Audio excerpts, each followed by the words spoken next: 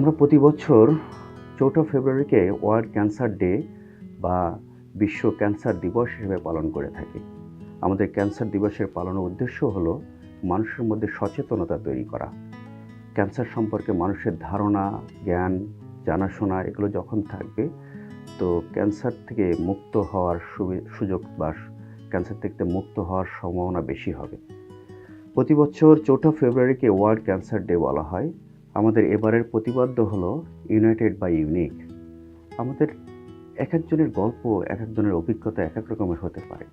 সে doctor হোক আর patient হোক, তার অভিজ্ঞতা, গল্প, তার এই জার্নির যত হিস্ট্রি ডিফারেন্ট হতে পারে, কিন্তু ট্রিটমেন্টের ক্ষেত্রে আমরা উভয় পক্ষে একত্রেই ট্রিটমেন্ট করতে চাই। দীর্ঘদিন যাবৎ ক্যান্সার রোগের ট্রিটমেন্ট করতে যেয়ে আমার কাছে মনে হয়েছে আপনাদেরকে এই বিষয়টা শেয়ার করাটা খুব জরুরি।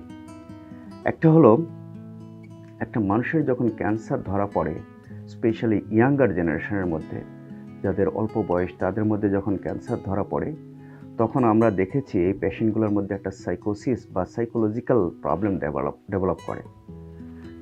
অনেক সময় দেখা যায় পেশেন্ট, আমাদের ইয়াঙ্গার পেশেন্টগুলো বিশেষ করে যখন আমাদের কাছে আসেন, তখন আমরা দেখেছি তারা অসুখ নিয়ে ভীষণ টেনশনে থাকেন, ক্যান্সার ট্রিটমেন্ট নিতে চায় না। অনেক সময় বলেন, স্যার আমি তো ক্যান্সার হয়েছে, আমি তো মারাই যাব, আমার বাচ্চাদের কি হবে, আমার ফ্যামিলির কি হবে, এবং আমি যে মারা গেলে, আমি যেহেতু মারাই যাব, তাহলে ট্রিটমেন্ট নিয়ে আমার ট্রিটমেন্ট নেওয়ার কি দরকার আছে। এই সমস্ত কোশ্চেনের সম্মুখীন আমাদের প্রায়ই হতে হয়। রিসেন্টলি আমার একটা পেশেন্টের এরকম একটা হিস্ট্রি আমি বলি আপনাদেরকে। সেটা হচ্ছে অনলি 26 বছরের একটা ব্রেস্ট ক্যান্সার পেশেন্ট, তার 2টা বাচ্চা। প্রতিবারই কেমোনিতে এসে এই পেশেন্টটা আমার কাছে কান্নাকাটি করেন যে, স্যার আমি কোনো কেমোনিতে চাই না, আমি তো বাঁচবই না, তাহলে আমার এই কেমোনি লাভটা কি। আসলে ক্যান্সার সাইকোসিস এটি নর্মাল ফেনোমেনা। একটা মানুষের যখন ক্যান্সার ধরা পড়ে, তখন তার মনের ভিতরে হাজার রকমের টেনশন, অ্যাংজাইটি, স্ট্রেস কাজ করে। সো কি করা উচিত? এখানে doctor patient, doctor family patient, এদের মধ্যে রিলেশনকে বাড়ানো খুব জরুরি। আমরা দেখেছি যখন পেশেন্টের সঙ্গে একটা ফ্যামিলির খুব ভালো বন্ডিং থাকে, ফ্যামিলির লোকজন যখন তাকে সাপোর্ট করে, তখন এই পেশেন্টের মধ্যে সাইকোলজিক্যাল প্রবলেমগুলো অনেকটাই কমে যায়। কারা এই সাপোর্টটা দিবেন? স্পেশাল সাপোর্ট দরকার তার হাজব্যান্ডের কাছ থেকে। যদি মহিলা পেশেন্ট হয়ে থাকে, ফিমেল পেশেন্টের জন্য হাজব্যান্ডের সাপোর্টটা খুব জরুরি হয়ে থাকে। তো এই সময়টা অনেক সময় তারা একটু কেমোথেরাপির কারণে বা অ্যাংজাইটির কারণে তাদের মধ্যে অনেক সময় স্ট্রেস, মেন্টাল স্ট্রেস এবং ধৈর্য ক্ষমতা অনেক কমে যায়, অল্পতেই দেখা যায় রেগে যায়। তো তাদেরকে এই সময় হাজব্যান্ড বা তার পার্টনারদের উচিত এই সময়টা তাকে সর্বোচ্চ সাপোর্ট দেওয়া, মেন্টাল সাপোর্ট দেওয়া। আমি যখন পেশেন্টদেরকে বলি যে আপনারা এই অসুখটা নিয়ে মানুষের সঙ্গে কম আলোচনা করবেন, কারণ আজকেও আমার একটা পেশেন্ট এসে বলল যে তার এক আত্মীয় এসে বলে যে, ও তোমার তো ক্যান্সার হয়েছে, তুমি তো বাঁচবে না। এই কথা বলার সঙ্গে সঙ্গে প্রতিনিয়ত এই কথা তাকে শুনতে আসছে, এবং প্রতিনিয়ত এই কথা শোনার কারণে সে প্রতিনিয়তই মারা যাচ্ছে। সো আমাদের উচিত তাদেরকে সাহস দেওয়া, মেন্টাল সাহস দেওয়া, যেন তুমি ট্রিটমেন্ট করলে তুমি কমপ্লিটলি ভালো হয়ে যাবে। এই সাহসটা দিলেই সে ক্যান্সার ট্রিটমেন্ট নিতে সাহস পায়।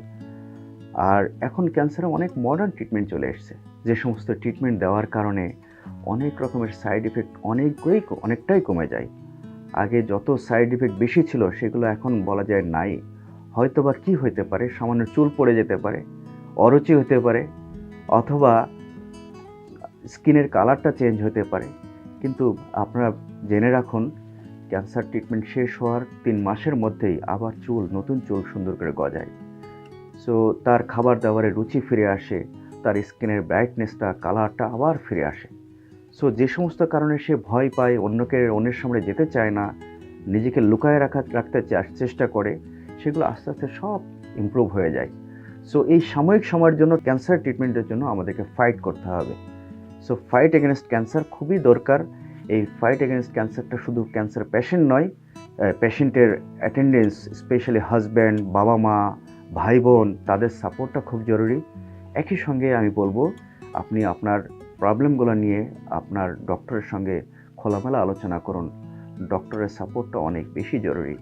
আমার অনেক পেশেন্ট এসে বলেন যে স্যার আপনি আমাকে বাঁচিয়ে রেখেছেন, শুধুমাত্র আপনার সাপোর্টে আমি বেঁচে আছি। সো আমি বলবো এই কথা যে ডক্টর, পেশেন্ট অ্যান্ড পেশেন্টের অ্যাটেন্ডেন্স এই বা আত্মীয় স্বজন এই কম্বাইন্ড সাপোর্ট দ্বারা একটা ক্যান্সার পেশেন্টকে কমপ্লিট ট্রিটমেন্ট দেওয়া যায়।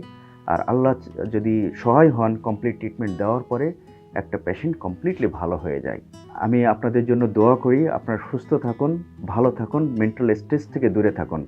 ভালো থাকবেন। আসসালামু আলাইকুম।